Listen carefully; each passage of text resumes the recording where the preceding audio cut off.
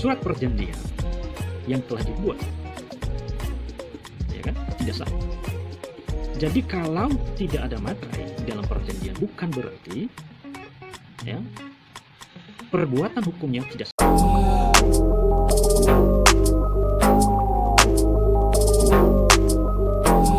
Teman-teman semua, kita saat ini belajar membahas mengenai apakah perjanjian sah tanpa materai.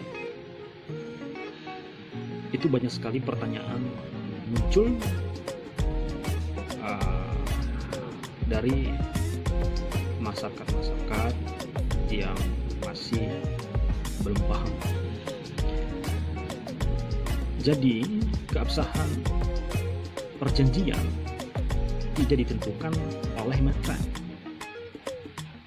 Materai diperlukan jika surat perjanjian yang dibuat dijadikan sebagai alat pembuktian mengenai perbuatan yang bersifat perdata.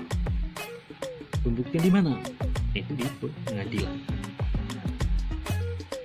Nah, di dalam pasal 1320 KUH Perdata mengatur tentang sahnya atau syarat sahnya perjanjian, yaitu yang pertama, mereka bersepakat mengikatkan diri, ya, mereka bersepakat mengikatkan diri antara kedua belah pihak. Yang kedua, kecakapan untuk membuat surat perjanjian. Kecakapan dalam hal ini adalah sudah dewasa. Kemudian suatu hal tertentu adalah barang yang diperdagangkan yang menjadi pokok perjanjian. Kemudian suatu sebab yang halal.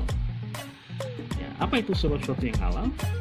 Ya, itu adalah tidak bertentangan dengan undang-undang, kemudian tidak bertentangan dengan atau tidak mengandung kesusilaan, dan tidak bertentangan dengan umum. Ya, itu ada 4 syarat sahnya suatu perjanjian. Nah, pertanyaannya, apakah surat perjanjian yang telah dibuat, ya kan, tidak sah?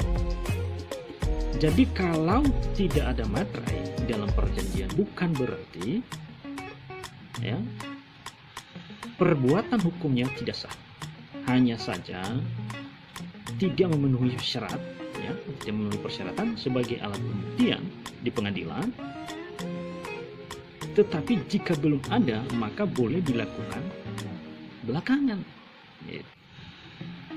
Jadi Bapak Ibu yang ada surat perjanjiannya pada tahun-tahun sebelumnya belum di materai, tidak masalah. Jika terjadi suatu sengketa dalam perjanjian tersebut, boleh dilakukan belakangan untuk dilakukan permateraian. Jadi demikian untuk pembahasan apakah perjanjian sah tanpa materai. Ya, ini sumbernya dari kita Undang-Undang Hukum Perdata dan juga Undang-Undang Nomor 13 Tahun 1985 tentang bea materai. Demikian video kali ini. Jangan lupa dukung channel YouTube berita berbagi dengan mengklik tombol subscribe, share, like, dan komen. Terima kasih, semoga bermanfaat.